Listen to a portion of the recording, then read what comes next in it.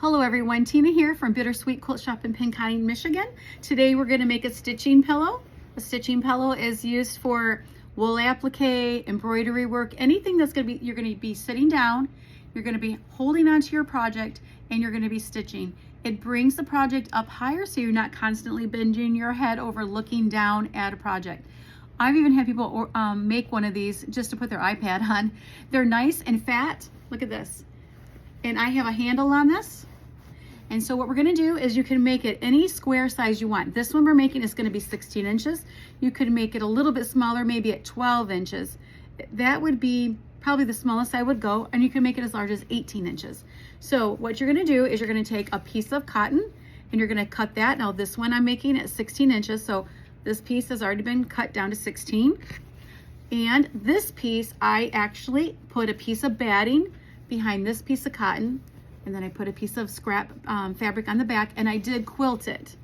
So if you don't want to quilt one side of them, you can put fusible fleece on either one side or on both sides. It doesn't matter. And the reason why I do reinforce one side of the pillow is because I'm constantly poking my needle into one side of it.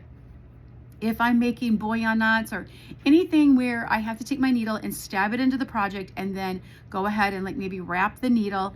So I normally do one side where I'm reinforced. So if you want to, you can go ahead and use fusible fleece, or you can go ahead and quilt both sides or just one side. It doesn't matter, okay? And then I'm also gonna be using a piece of strapping, or also what we call webbing. This is gonna become my handle.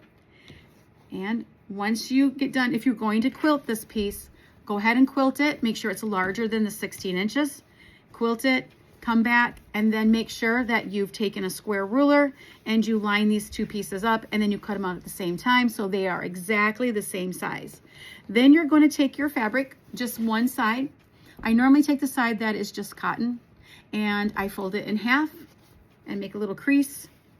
Find my center, and I'm going to find my center on all four sides, and see, you can see where I marked it there, and then also on this side I've marked it. So all four sides I have found the center, and then you're going to need to make sure that that's done, and you're going to make sure you mark it on the wrong side of the fabric.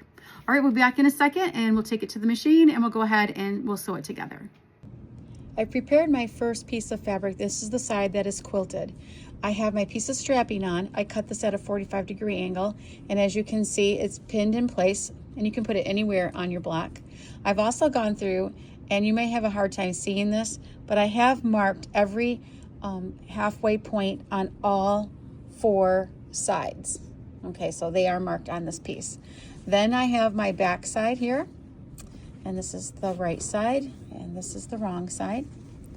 And I've also marked these on all, there we go, all four sides as well.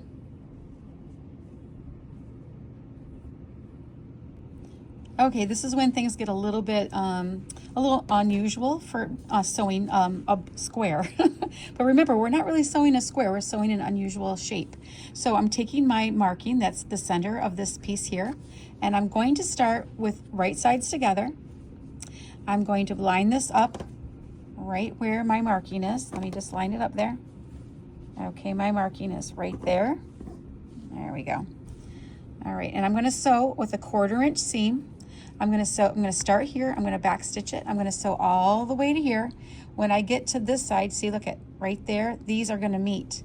I'm going to stop my needle at a 1/4 inch right here. And then I'm going to pivot my fabric, and I'm going to be going in this direction. So I'll try to show that as I'm sewing it, and I will probably shoot a couple different angles so that you can see how that's going to go. And so we're going to go ahead and start here. We're going to sew all the way to the end, stopping a 1/4 inch from the end. So I'm going to stop about right here. I'm going to keep my needle in the down position, and then I'm going to pivot this piece and this piece at the same time. Okay, as you can see, I did sew all the way from the very middle here all the way down.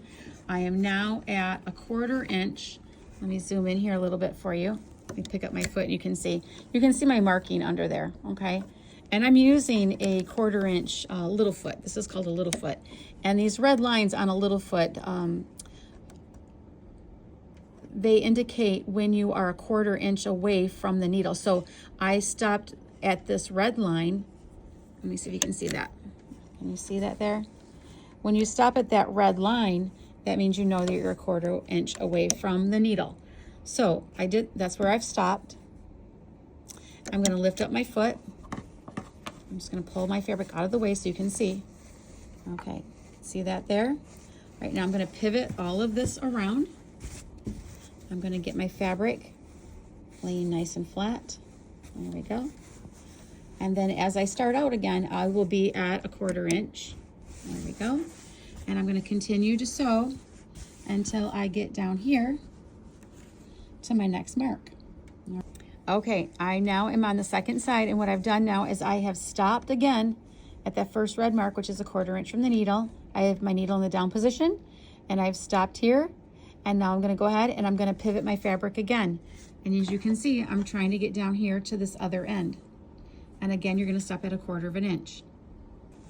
Okay, so I just want everyone to see what this is starting to look like. It's gonna be folded very oddly, and you're gonna go, wow, this is really different.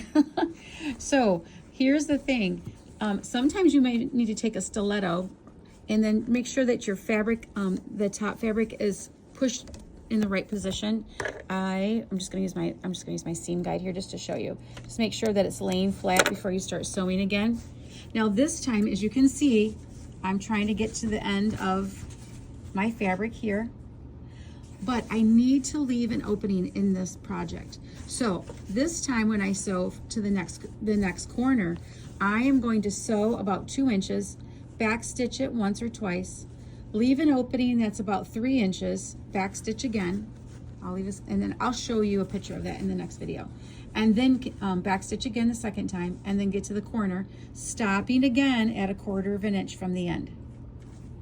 Okay, so here's what my opening looks like. So there's where I pivoted. I sewed about 2 inches, back stitch, then came down here, back stitch, and went to the other corner. Now I want you to see what these corners look like. They're a little unusual, but what you're gonna do is you're gonna come in here and you're gonna clip this one top piece here. You're gonna clip that corner, making sure you do not go through your seam allowance. Now this is an unusual bag, so I want you to look. This is what it's gonna look like. So don't think you're doing something wrong. This is what it looks like. Okay, this is my finished piece that I've sewn. This is what it looks like. Yes, it's very unusual. And now I'm gonna go ahead and I'm gonna fill it with Pellon Perfect Loft. And the reason why I use Perfect Loft is because, well, there's 2 reasons really. If you can see this fiber, look how small it is. It's very, very tiny.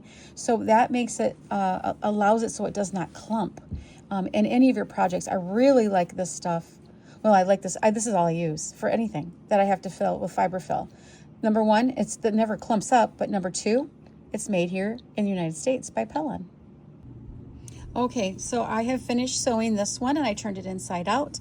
And make sure that when you leave that opening, that 3 inch opening on the one side, make sure you backstitch once or twice from the stop, and then when you start again, backstitch again 2 or 3 times so that you don't blow out a seam.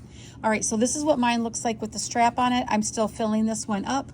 It'll take an entire bag of Perfect Loft, which is about 16 ounces. And so I'm gonna finish filling this one. This is the one that I also have made a few years ago, so I just wanted to show you that. And this one, the handle on this one, I just made out of cloth that was matching. And then as you can see on this one here, I just whip stitched there we go, let me show that a little bit better. Right there is where I just whip stitched the opening closed. All right, there you go. That is the unusual stitching pillow that I did learn how to make from a woman named Anna Bates of the Woolly Mammoth. All right, everyone, that's it. I hope you enjoy making this. It's great to sit on your lap while you're stitching, doing cross stitch. Gee whiz, even if you wanted to, set your iPad on there. It brings your neck up a little bit so you're not constantly looking straight down. All right, I hope you enjoyed this video, so please share it with one of your friends. And don't forget, be inspired.